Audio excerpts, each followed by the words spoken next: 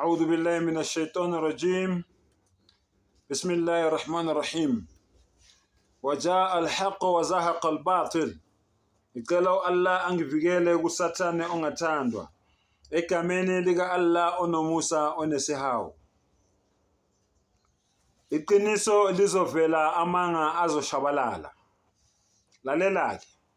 La ngiphethe amagama awu-5 ama-professor e-theology. Abantu ababefunde kakhulu ngenkolo. Ngiphethe amagama abo awu-5. Okay? Ngizokufundela amagama abo egcineni bese ngiyakutshela ukuthi labantu laba bathini ngobuKristu noma ngeBhayibheli. Lalela ku number 1, he was a theologian or theologist, a professor, one of the biggest universities. Okay? Gama lakhe uMichael S. Hisa. Number 2, Richard Elliot Friedman.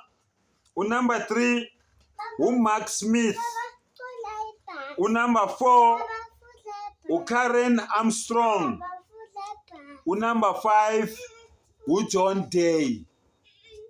Boy 5 labantu laba bekwama professors e-theology, bekwama theologists.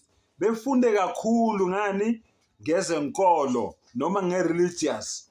Belifunde kakhulu iBhayibheli. Lalela-ke ukuthi bathini. Incwadi kaJohn 14 verse 26 ikhuluma ngomoya oyingcwele.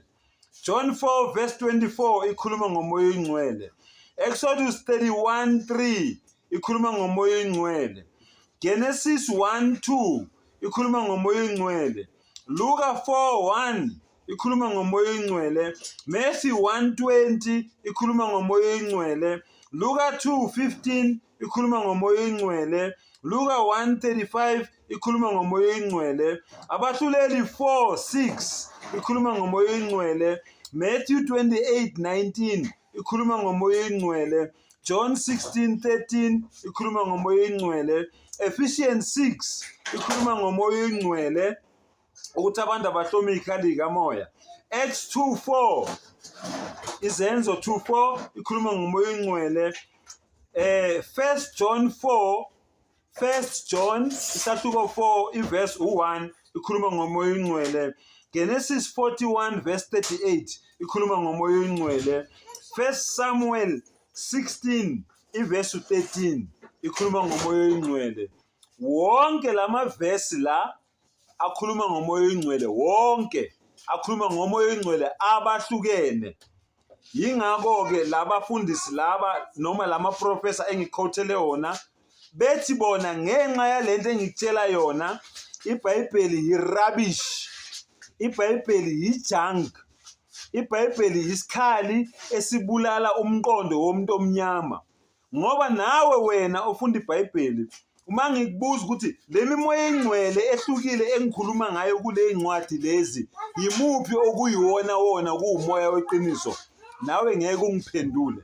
Lama professor la we-theology ke la bathini yonke lento le ekhulunywa eBhayibhelini i-junk, i-rubbish, umsangano kuzobhayiziswa izingqondo zabantu abamnyama. Yingakho iBhayibheli laba isikhali esisetshenziswayo ukuze umuntu omnyama aphanjaniswe nomdali akhonze onkulunkulu angabazi. Wasetshenziswa iBhayibheli. Ngithuke kugcine la uthanda khona. Ngikunikezele ama-verses bhekele nawe bese uyangitshela ukuthi yimuphi lo moya oyingcwele okhulunywa ngawo. Ngiyabonga.